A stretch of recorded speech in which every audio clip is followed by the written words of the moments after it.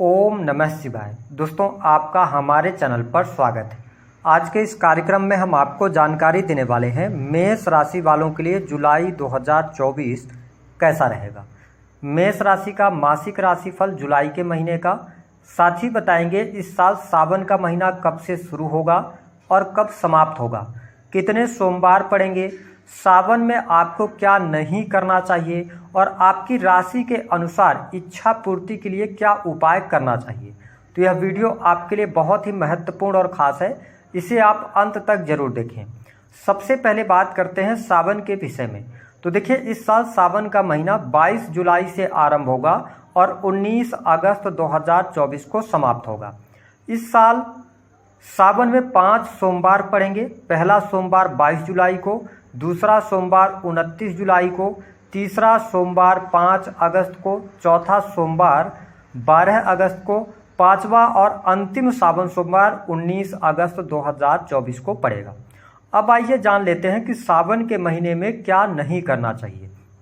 देखिए, सावन का जो महीना होता है यह भगवान शिव को समर्पित होता है। सावन के महीने में भक्तगण भगवान शिव और माता पार्वती को प्रसन्न करने के लिए विधि विधान से उनकी पूजा अर्चना भी करते हैं और भगवान शिव को सावन का महीना अत्यंत प्रिय भी होता है। ऐसी स्थिति में आप यदि मेष राशि के हैं तो कोशिश ये करनी चाहिए कि सावन के महीने में आप दाढ़ी, बाल, नाखून आदि नहीं कटवाएं। सावन के महीने में क्योंकि आपके 11th हाउस से शनि का गोचर हो रहा है और शनि की वक्र दृष्टि आपके लगन पर पड़ रही है, तो आपको शरीर में तेल नहीं लगाना चाहिए। यद्यपि अगर सावन के महीने में शनिवार के दिन आप सरसों के तेल का दान करेंगे तो आपको लाभ की प्राप्ति अवश्य होगी। सावन के महीने में बैगन और साग का भी सेवन नहीं करना चाहिए, शास्त्रों में वर्जित किया गया है। सावन के महीने में आपको मांस, मदिरा आदि का सेवन नहीं करना चाहिए और ब्रह्मचर्य का पालन करना चाहिए। आइए अब हम जान लेते हैं कि जुलाई 2024 आपके लिए कैसा रहने वाला है। तो देखिए, आपके प्रथम भाव में मंगल देव विराजमान है, द्वितीय भाव में देवगुरु बृहस्पति गोचर कर रहे हैं, सूर्य शुक्र की जो युति है आपकी राशि से 3rd हाउस में, वही बुध देव आपकी राशि से 4th भाव में गोचर कर रहे हैं। केतु आपके 6th हाउस में है, राहु की उपस्थिति 12th हाउस में बनी है और शनिदेव वक्री होकर लाभ भाव में गोचर कर रहे हैं। हम बात करेंगे जुलाई के महीने में आपका स्वास्थ्य कैसा रहेगा।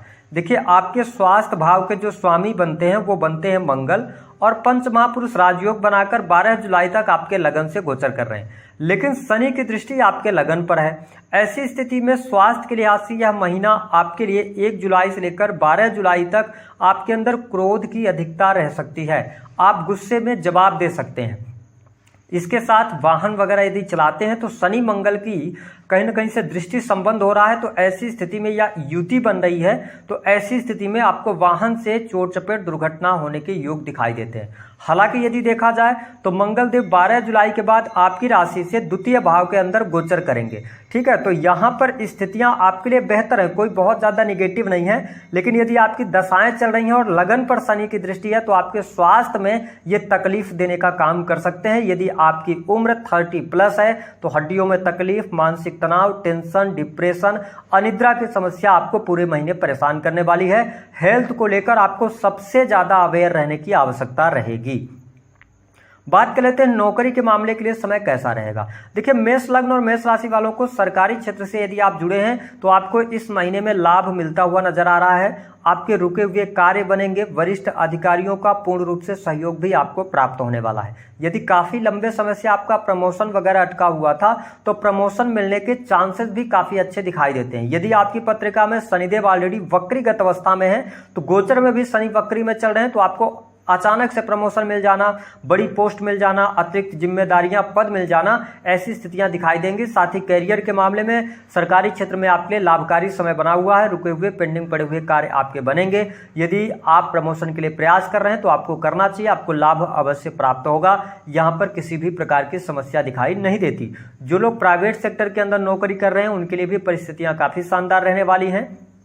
आपकी इच्छा पूर्ति हो सकती है, नई जगह पर आप नौकरी प्राप्त कर सकते हैं, नौकरी में चेंज अथवा परिवर्तन करने के लिए भी समय अनुकूल कहा जा सकता है, परिस्थितियां आपके लिए अनुकूल रहने वाली हैं। तो आपके करियर वाइज यह महीना अच्छा जाने वाला है, आपको लाभ बहुत अच्छा मिल रहा है ना, और तमाम रुके हुए कार्य भी आपके बनेंगे। तो ये स्थिति मैं अच्छी देख रहा हूं। नौकरी वाइज अगर आप मेडिकल लाइन से जुड़े हैं, टेक्निकल फील्ड से जुड़े हैं, इसके अतिरिक्त यदि आप इंजीनियरिंग का फील्ड हो गया तो आपको बहुत अच्छे लाभ मिलेंगे। सेना, पुलिस, आर्मी से रिलेटेड चीजों में भी आपको शुभता देखने को मिलने जा रही है।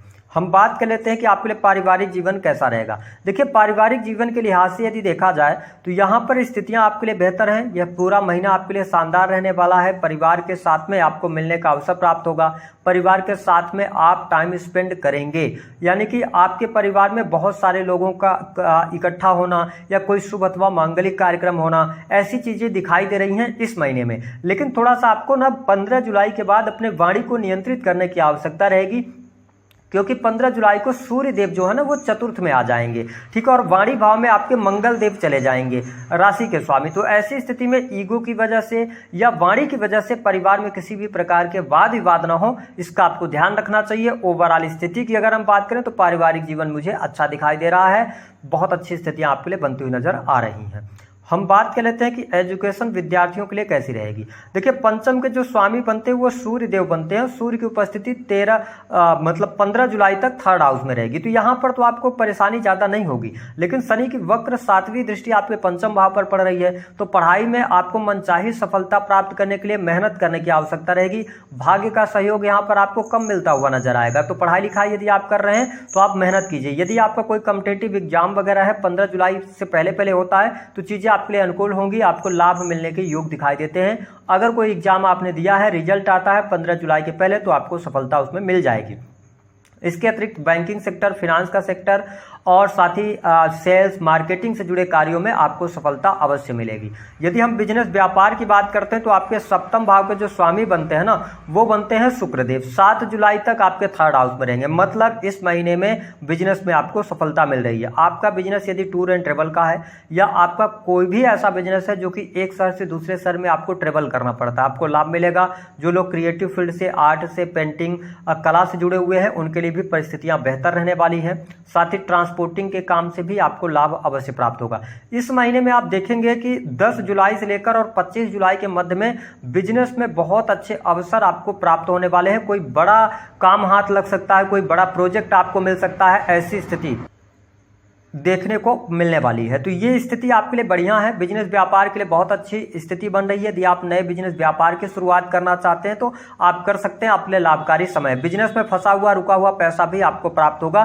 तो यह महीना बिजनेस के मामले के लिहाज से अच्छा रहने वाला है, यहाँ पर किसी भी प्रकार की दिक्कत नहीं होगी। हम बात कर लेते हैं आपके लिए कि धन की क्या स्थिति रहेगी। देखिए, धन लाभ की स्थिति बेहतर दिखाई दे रही है। आपके लिए धन बहुत अच्छा आएगा। शनिदेव वक्री है, लेकिन थोड़ा सा डिले हो सकता है या आपको ऐसा महसूस हो सकता है कि आप जितना काम कर रहे हैं उतना आपको पैसा मिल नहीं पा रहा, लेकिन थोड़ा सा पेशेंस आपको रखना होगा।